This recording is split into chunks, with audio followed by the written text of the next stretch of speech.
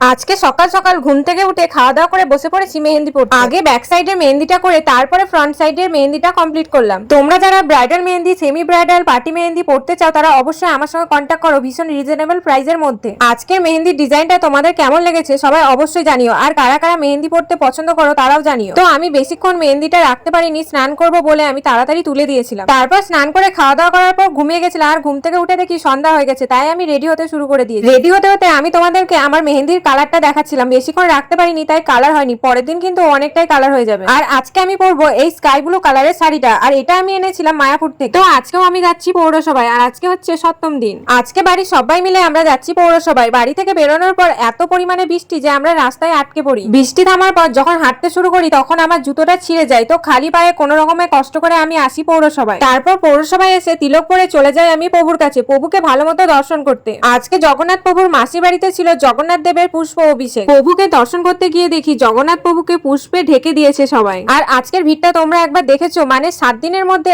আজকে সব থেকে বেশি ভিড় হয়। আজকে সবাই আসে, রাস্তায় এত পরিমাণে ভিড় যে এখানে আসতেই পাচ্ছিলাম না। কোনো রকমের কষ্ট করে আমি ভিতরে আসি, কোনো রকমের কষ্ট করে এখানে ভিতরে আসি, কিন্তু আমার বাড়ির সবাই কেউ আসতে পারিনি, সবাই বাইরেই দাঁড়িয়েছিল। তারপর আমি বসেছিলাম, আর কিছুক্ষণ পর সবাইকে উঠে দাঁড়াতে বললো। আজকে জগন্নাথ প্রভুর মাসির বাড়িতে পুষ্প অভিষেকের দিন ছিল আন্তর্জাতিক কীর্তন মেলা উৎসব। তারপর উঠে দাঁড়ানোর পর সবাই মিলে শুরু হয়ে যায় না। তো আজকে হচ্ছে সপ্তম দিন, মানে শেষ দিন। এই 7টা দিন যে কিভাবে পেরিয়ে গেল বুঝতেই পারলাম না। জগন্নাথ প্রভু আসে, সবাইকে অনেক অনেক আনন্দ দেয়, সবাই অনেক আনন্দ করে, কিন্তু যখন চলে যায় সবার মনটা অনেক বেশি খারাপ হয়, যেমনটা আমার। সারা বছর অপেক্ষা করে থাকি এই রথের জন্য, কিন্তু এই দিনগুলো যে কিভাবে পেরিয়ে যায় বুঝতেই পারি না। আজকে সবাই অনেক নাচানাচি করেছে, অনেক আনন্দ করেছে, যেমন আমি নাচানাচি করছি। তারপর অনেকক্ষণ অনুষ্ঠান হওয়ার পর অনুষ্ঠান শেষে শুরু হয়ে গেল আরতি। আজকে আরতি শেষে আমরা কেউ প্রসাদের লাইন দিইনি, কারণ আজকে অনেকটা ভিড়, তাই এখান থেকে কিছু খাবার নিয়ে নিলাম। আর এখন যাচ্ছি আমরা বাড়ির দিকে। এই টোটো করে যাচ্ছে আমার মা, দিদা আর বোন, আর আমি যাচ্ছি বাবার সঙ্গে স্কুটিতে। যাওয়ার সময় আমার রাস্তায় জুতো ছিঁড়ে গেছিল,